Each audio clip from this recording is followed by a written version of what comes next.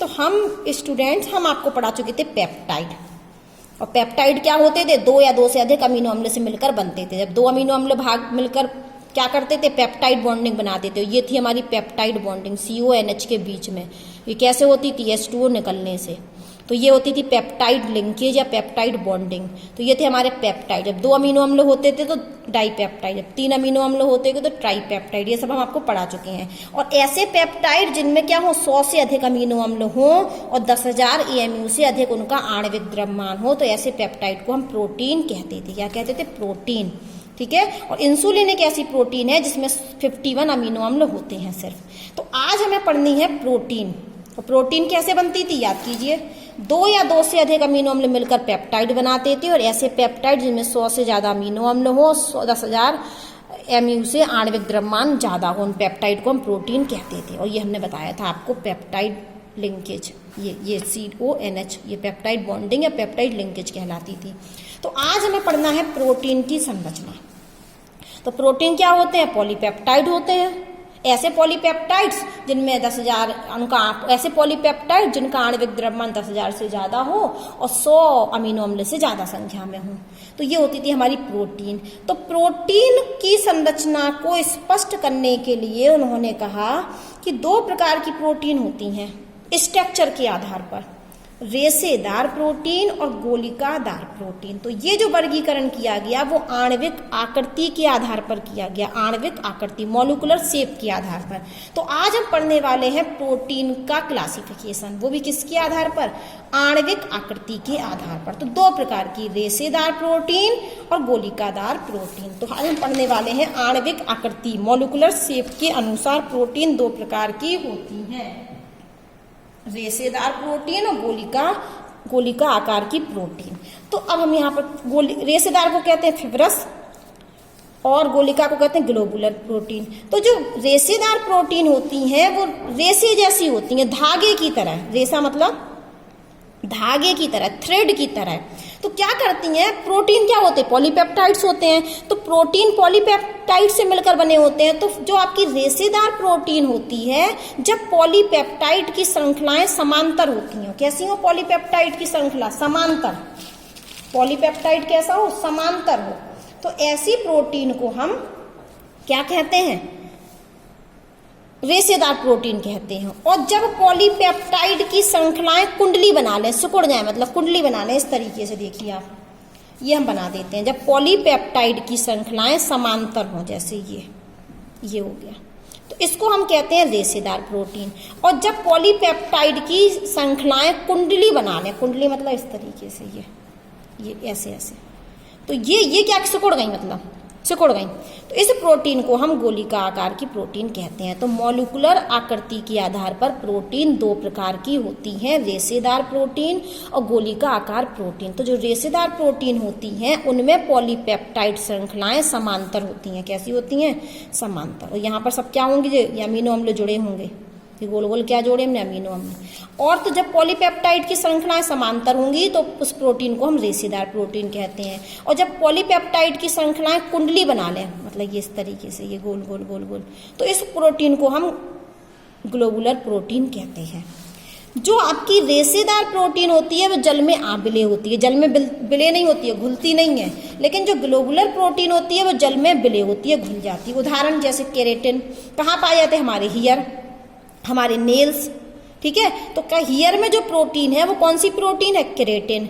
और केराटिन किस प्रकार की प्रोटीन है? रेशेदार प्रोटीन। और रेशेदार प्रोटीन जल में आबिले हैं। तो आपने देखा होगा हियर पानी में घुलते हैं? नहीं घुलते। नेल पानी में घुलते हैं? नहीं घुलते हैं। और स्किन मास्क, तो ये क्या होता है कि हमारे हियर, नेल पानी में नहीं घुलते, क्योंकि ये केराटिन नामक प्रोटीन पाई जाती है। केराटिन नामक प्रोटीन हियर और नेल में पाई जाती है। और ये किस प्रकार की प्रोटीन है? रेशेदार प्रोटीन। और रेशेदार प्रोटीन तो जल में आबिले होती हैं। ठीक है। तो रेशेदार प्रोटीन धागे की तरह होती हैं और इनमें पॉलीपेप्टाइड श्रृंखलाएं समांतर होती हैं, ये जल में आबिले होती हैं। उदाहरण में केराटिन, ये कहाँ पाया जाता है? हियर और नेल में। मायोसिन, ठीक है, ये भी हमारा मांसपेशियों में उपस्थित होता है, मायोसिन। अब हम आ गए ये ग्लोबुलर प्रोटीन, तो ये जल में विलय होती हैं और इनमें पॉलीपेप्टाइड चेन कुंडली बना लेती है। जैसे इंसुलिन, हीमोग्लोबिन, एंजाइम्स, ये सारे जल में घुल जाते हैं।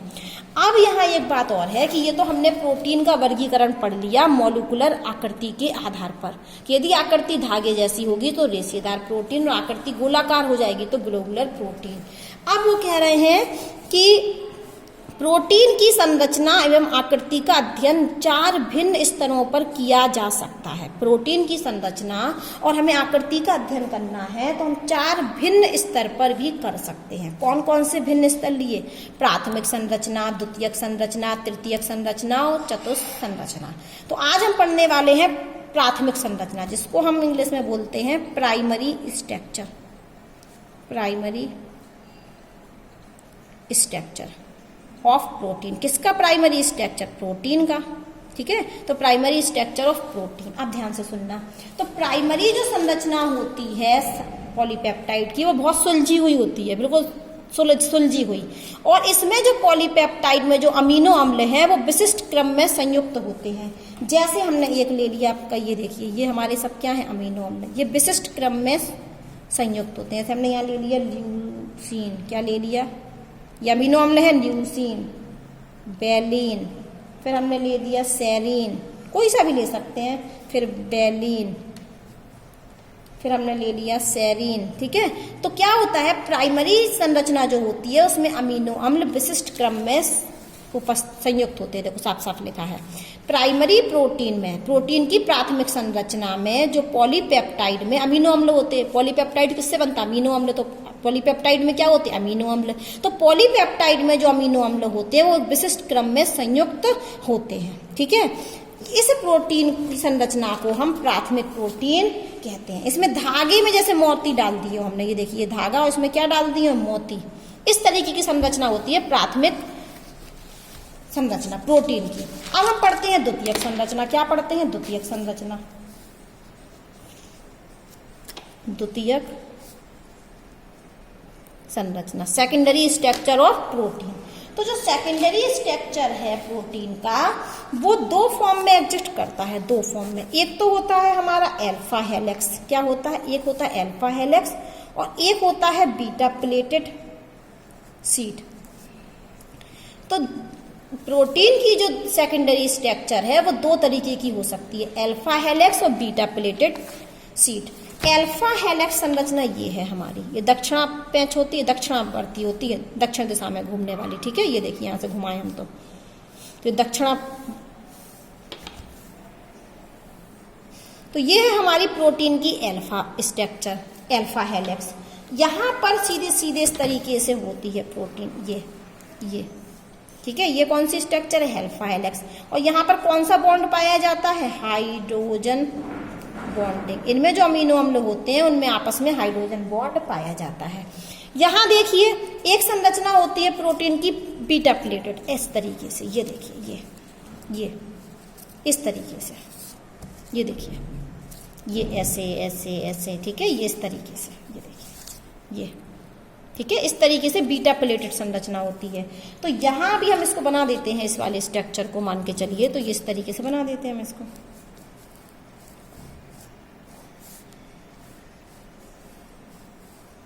ये चीज है ये। ठीक है, तो ये कौन सी संरचना है? Beta pleated. यहां भी क्या पाया जाता है? Hydrogen bonding. तो हमने कहा कि प्रोटीन की संरचना को समझने के लिए हम प्रोटीन की 4 भिन्न स्तर में संरचना समझ सकते हैं। प्राथमिक संरचना, द्वितीयक संरचना, तृतीयक संरचना, चतुर्थ संरचना। प्राथमिक संरचना में जो पॉलीपेप्टाइड में अमीनो अम्ल होते हैं वो विशिष्ट क्रम में जुड़े होते हैं, जैसे कि धागे में मोती की तरह। ये प्राथमिक संरचना है। ये प्राथमिक संरचना थोड़ी सी फोल्ड हो जाए, क्या हो जाए? थोड़ी सी फोल्ड हो जाए तो क्या बनाती है? द्वितीयक संरचना। और द्वितीयक संरचना में आपके क्या है? ये डबल होगा, अल्फा हेलिक्स और बीटा प्लेटेड। तो अल्फा हेलिक्स संरचना इस तरीके से पाई जाती है। और ये क्या होती है हमारी? ये हमारी होती है राइट हैंडेड स्क्रू। इसको दक्षिणा पैंची होती है। ये क्या होती है? दक्षिणा पैंची, अल्फा हेलिक्स वाली। ठीक है, और ये है हमारी बीटा प्लेटेड संरचना। ये किताब में आपको स्ट्रक्चर दिए हैं, इनको हम बनाएंगे तो बहुत टाइम लगेगा, बहुत लंबा वीडियो हो जाएगा। तो ये है द्वितीयक संरचना, 2 प्रकार की, अल्फा हेलिक्स और बीटा प्लेटेड।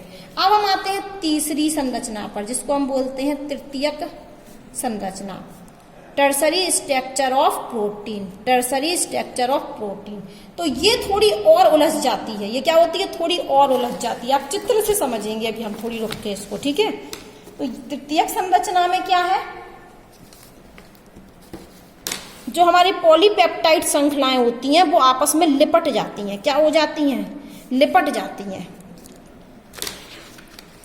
देखिए यहां से देखिए, ये है प्राथमिक संरचना, सिर्फ इसमें ये देखिए द्वितीयक संरचना उलझ गई, फोल्ड हो गई। और तृतीयक में देखिए ये वाली और उलझ गई। ये है प्राथमिक, ये है हमारी प्राथमिक संरचना। ध्यान से देखिए, जैसे धागे में क्या प्रो दिए हमने, मोती। और ये है द्वितीय संरचना, अल्फा हेलिक्स वाली दिख रही है। और द्वितीयक से तृतीयक कैसे बनी, द्वितीयक से तृतीयक में ये आपस में और ज्यादा लिपट गई, उलझ गई, सीधी बात है, फोल्ड हो गई। और तृतीयक से चतुर्थ कैसे बनी, और ज्यादा उलझना। जितनी ज्यादा उलझ जाए, मान के चलो धागा मान के चलिए आप, तो ये बिल्कुल सुलझा हुआ धागा है, ये थोड़ा उलझा धागा है, ये थोड़ा और ज्यादा उलझा हुआ है, और ये सबसे ज्यादा उलझा हुआ है। तो प्रोटीन भी ऐसे ही होती है। क्वाटरनरी जो स्ट्रक्चर होता है प्रोटीन का, वो बहुत उलझा हुआ होता है। तो हम इसको बोलते हैं पॉलीपेप्टाइड चेन लिपट गए, कुंडलित हो गए, ठीक है। तो चौथे में बहुत ज्यादा फोल्ड भी बोल सकते हैं, उलझना भी बोल सकते हैं, लिपटना भी बोल सकते हैं। तो साथ साथ वो कह रहे हैं कि जो आप यहां से पढ़िए तृतीयक संरचना प्रोटीन की, कि प्रोटीन की तृतीयक संरचना में जो पॉलीपेप्टाइड श्रृंखलाएं होती हैं उनकी जो बलन होता है, अर्थात द्वितीयक संरचना के अधिक बलन लिपटन को प्रदर्शित करती है। तृतीयक संरचना में जो बलन होता है, जो कुंडलन होता है, वो तृतीयक में द्वितीय से ज्यादा होता है, ठीक है। और तृतीयक संरचना में जो बंध पाए जाते हैं वो होते हैं हमारे हाइड्रोजन बॉन्डिंग। तृतीयक संरचना में कौन कौन से बॉन्ड बन जाते हैं, हाइड्रोजन बॉन्डिंग। दूसरा बन जाता है हमारा डाइसल्फाइड बॉन्ड। और तीसरा हमारा पाया जाता है वांडर वाल्स फोर्स। अब चौथी संरचना देखिए, चौथे में प्रोटीन और ज्यादा उलझ जाएगी, संरचना, ठीक है। इसमें भी हमारे पॉलीपेप्टाइड बहुत ज्यादा उलझ जाएंगे, सीधी सी बात है। अब आप समझिए, ये हमने बना दिया, तो ये क्या है, प्राइमरी संरचना। ये थोड़ी सी उलझ गया धागा, द्वितीयक संरचना। ये देखिए और ज्यादा उलझ गया, तृतीयक संरचना। और ये बहुत सारा उलझ गया, चतुर्थ संरचना। तो प्रोटीन की 4 स्तर की संरचना है।